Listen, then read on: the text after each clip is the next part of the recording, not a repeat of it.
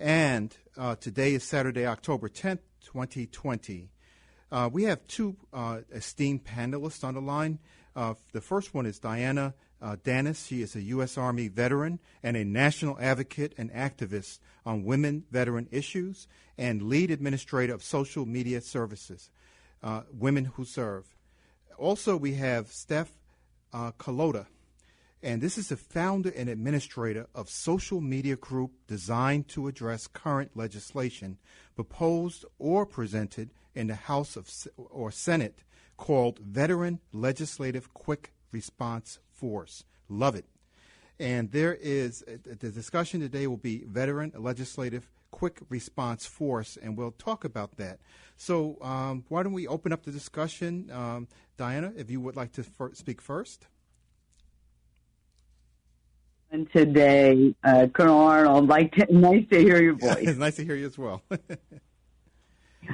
Well, we're very concerned about a lot of stuff right now, clearly on the heels of the last group that was just on and referencing, voting rights and the issues at hand.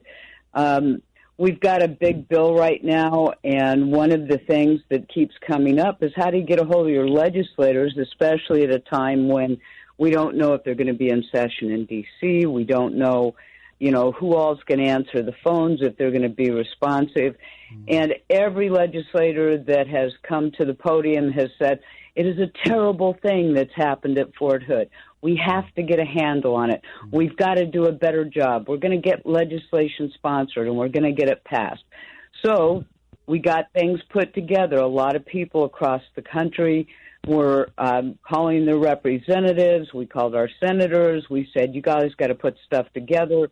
And across the aisle, nonpartisan piece of legislation came out called the I Am Vanessa Guillen Act of 2020 that was headed up out of the House. And, Jackie Spear has been at the forefront of a lot of this over the years. And so she brought it forward, and we've got nearly 200 legislators in the House that have co-sponsored, and we have 3 in the Senate. Wow. And they're all Democrats. Not a single Republican has come on board. Okay. And we've got people that we've called. We've called people all over the country. So what happened is Steph said, we have to have a rapid response force. We've got to have people who can get on the phone no matter what legislation comes along, and we've got to be able to call people in a given district and say, hey, get on the phone and start calling your people. So I'm going to let Steph talk about what is motivating her to do this right now and how we can handle this kind of thing, not only now, but in the future, regardless of the legislative piece that comes along, and how women veterans working with civilians are going to push this in the future. Steph. Hi, I'm Stephanie, and yes, I'm heading up the Veteran Legislative Quick Reaction Force, and right now we have 170 House representatives that have co-sponsored the bill, and including with the Senate, it is 4 people, including the person that introduced the bill. The thing is that this type of bill or this type of talk for sexual assault and sexual harassment has been talked about in the Senate, in the House for decades. And everyone says that, this is such terrible things, we've got to do something about it, but not much has passed. They have only increased sexual assault reportings by 11% since 2012. And they've thrown millions and billions of dollars at this. So us as a group, trying to find as many volunteers as possible in every district. My goal is to have it in 435 districts, all of the representatives, have it in all the states. So then that way they can contact the representatives and their senators every day. They have the staffers' information. They're going to be emailing and calling in. So together we're trying to get this passed so then it can improve for the military and our current military right now. Oh, that's fantastic. And I think that one of the things that is so hard about this and continues to be an issue is people say, well, this came up with one of the senators, who I'm not going to shame him today, but maybe in the future, maybe in the very near future. But he was called, and he is a retired military person, and he, we were sure he was going to sign on because, retired military, he was all gung-ho about it. He's down in the South, and he said, after like a half dozen calls, he said, yeah, listen, and he passed this on to one of his staffers, and he says, yeah, listen, here's the problem. I think that if you go in the military and you know all this stuff about, sexual harassment and rape and assault, you kind of know this is going to happen, so you know what you're signing up for. Oh, no. And we were like, what? Whoa. One of the things is that, military sexual assault and, the trauma that arises from it is not a normal byproduct of military life. It's a crime. No. Yeah. Right. No, and they shouldn't act like it is. It's like, excuse me, getting shot in a war zone is a byproduct of military service. Right. But all the rest of this stuff, especially in your home station, is not a byproduct of military service. It's a byproduct of predators in the military that we need to get rid of. Yes. Wow. Right. And they also don't realize the money that's involved in that's wasted. The targeted victims are 18 to 24, E4 specialists and below, and within their first contract. They spend millions of dollars training these people. Then they become sexually assaulted. Then they usually get out in one way or another, either voluntary medically out or they're dishonorably discharged for any other crime that they might have faced. And then they spend millions of dollars on them through treatment from the VA. So you would think it would be cost-effective to try to prevent this in the first place, and then that way they can actually spend their money elsewhere. That's right, and spend that money on training people not to participate in that kind of behavior, right. And especially our command structures, right, to make sure that they're on the right side of the law. I only retired last year from the Army Reserve. The training has not changed in the last 6 years, since 2014, when the last time that the military was up in Congress for sexual assault and sexual harassment. It's repetitive, and it's every time it hasn't changed. Wow. And so that's even another issue that's why it sounds like it's so important for you to be engaged with the House and the Senate, when you're looking at these quick legislative responses, that quick, the veteran legislative quick response force. And it just highlights that, that is really a critical issue for us to be involved in. Exactly. And veteran something, Colonel, is this is something that when a lot of times when we're talking to somebody and they'll say, I'm really nervous about calling legislatures because I don't know what to say. And we give them call scripts. We make up call scripts, and they're real simple. And we make it easy for them to get a hold of them. It's like, and they can go to Steph's up to her Facebook site, which is real simple. It's just, it's go to the Veterans Legislative Quick Response Force. That's all it's called. And you can find it on Service Women Who Serve, too, because we have it highlighted. And we've got call scripts all over the place, and they basically just say, hey, I'm calling about this bill. It can be this bill, the Vanessa Guillen Act of 2020. It can be any number of other bills, and it'll have the bill number, whether it's for the House or the Senate. And it just says, hey, listen, we're asking if they're a co-signer. If they're not, we want them to. And if they don't want to co-sign it, we want to know why. And please tell us and give it to us in writing. Send us an email and tell us why. Could you please send me, as my representative, please send me an email and tell me why you're not willing to sign this. And I want to know. I want to know why you are signing it. I want to know why you aren't signing it. And here's my name and address and phone number and email. And thank you for letting me share my concerns. And then we give them the list of the things in the bill so they can share it. Because usually when you're calling your representative's office, you're talking to a 20 to a 25-year-old who is there volunteering, they're an intern, or they're getting paid not very much to be in that office to learn the ropes of a Senate or a congressional office. They're young people. They're like most of the folks in the military. They're young folks. They're learning how to do this. They're learning the ropes.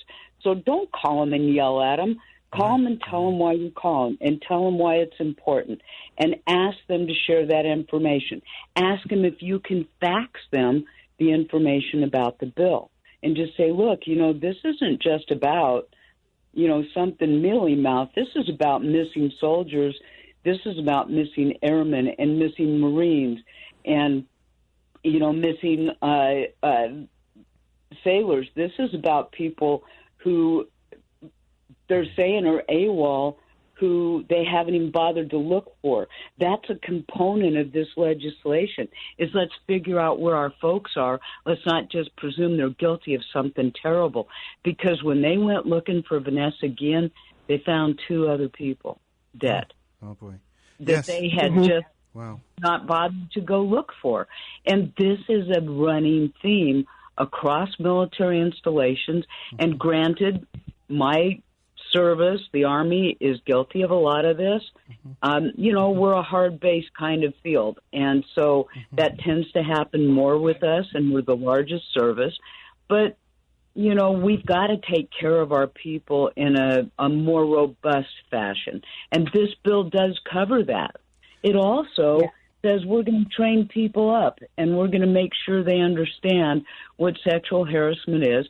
We're also going to give people a place where they can report outside the chain of command. So if they're scared to do it, they don't have to go through the convening authority. They can go outside, and they can make those calls, and they can talk to people. And we're going to make DOD and GAO do some evaluations of the SHARP program, not just the congressional investigations we've already done, but we're going to have DOD take a look at this across the board, and we're going to have the Government Accountability Office do it as well.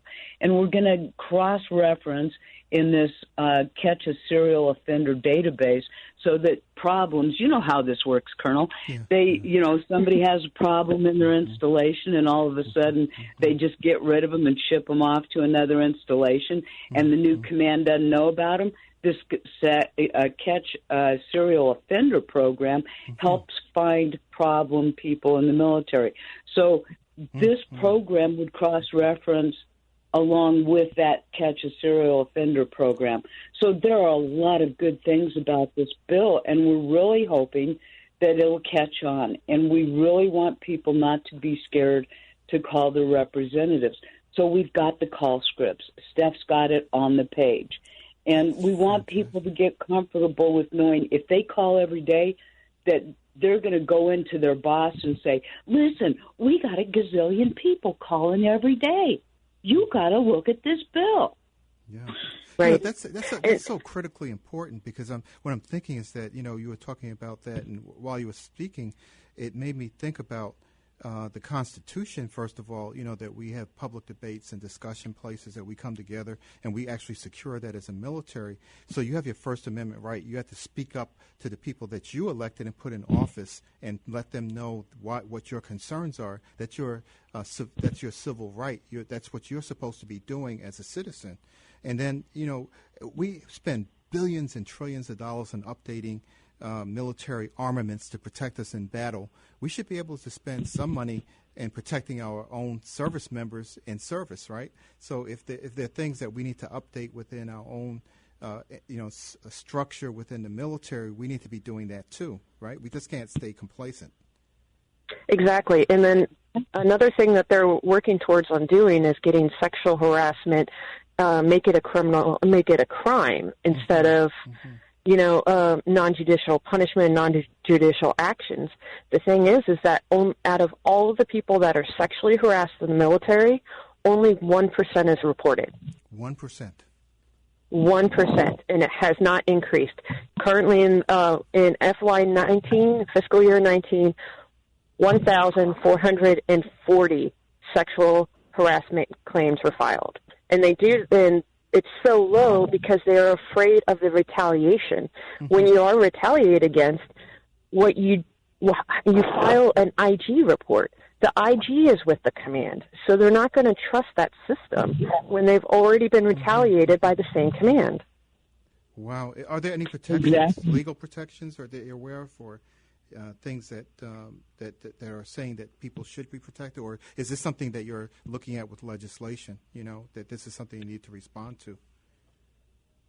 Typically, this legislation will make it a judicial punishment. It throws it into that same realm as Article 134 with, because in the private sector, this is hostile work environment, but in the military, we can do things that are special, that are different, where it's in the same realm as where we have adultery. It's the same realm where we have fraternization, so that you can actually do judicial punishment and give people up to 2 years of, you can take them to court-martial on this. And I think that there are some people that are concerned about that, but sexual harassment is what drives sexual assault and rape. And we know that. If you empower people to get away with crimes of power and influence over another human being, they push that. And if they don't feel comfortable reporting sexual harassment, and they're already not comfortable reporting sexual assault and rape, I mean, we have a serious problem. By making it a judicial punishment, we create a greater window for opportunity for people to report. And by moving it outside the parameter of the convening authority, we make it more possible for people to report. So it gives it kind of a double whammy that just isn't available right now. Oh boy, that's incredible. Wow. So what are some of the legislation that's coming up now that you think? I know you already mentioned, the one piece of legislation, but are there other things that we should be looking out for, within this legislative cycle? And how does the legislative cycle work? When is it really important for people to engage? Are there certain points in time? I know that there are cycles that they go through with legislation. So can you explain that a little bit to listeners?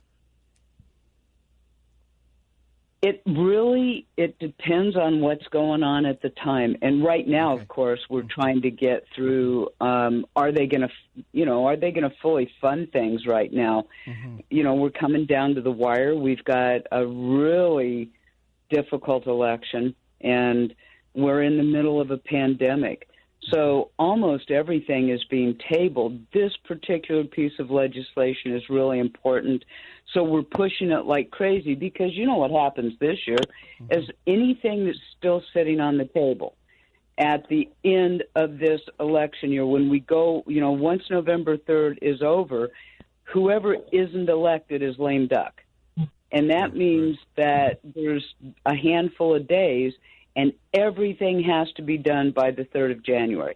Everything after the 3rd of January is dead in the water. There's nothing. It goes to the 117th Congress, which will be the new guys and the new gals. So whatever isn't done by the 3rd of January is dead in the water, and the new Congress will have to either reinvigorate it with new legislation. So they have to start it over, get it out of committee, get it back on the floor, and reinvigorate it and get it passed again, get it approved through all the committees, get it to the floor of whichever chamber it's in, get it approved, and start voting on it.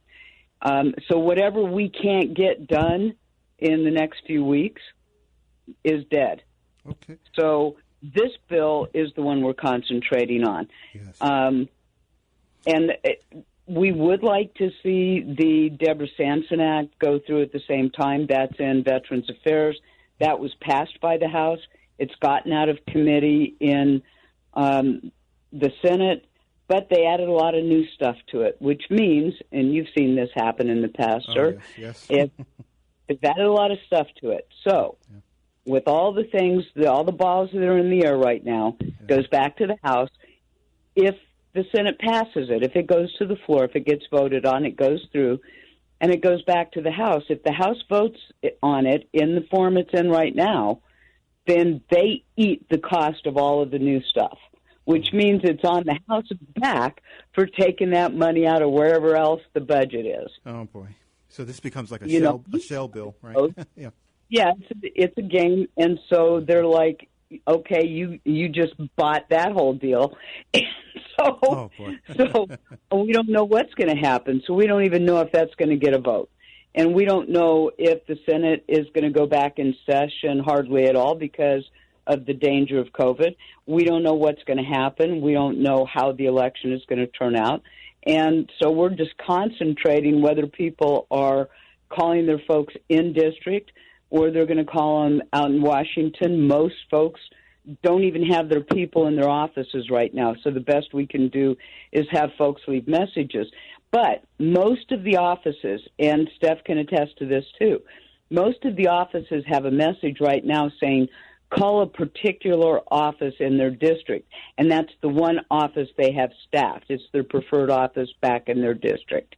So for the Senate, depending on where they're located, they're going to give you an office to call. They may have 4 offices in the state, and they'll have a particular office. Call that office and tell them you want to talk to them about it, because they're not going to get much going in the Senate in D.C. right now until they're back in session, which may or may not happen right now. Yes. So we don't know. We don't know because they got a bunch of people out sick and a bunch of people in quarantine. So we don't know how much is going to happen. So we're just kind of holding our breath, and we're calling both D.C.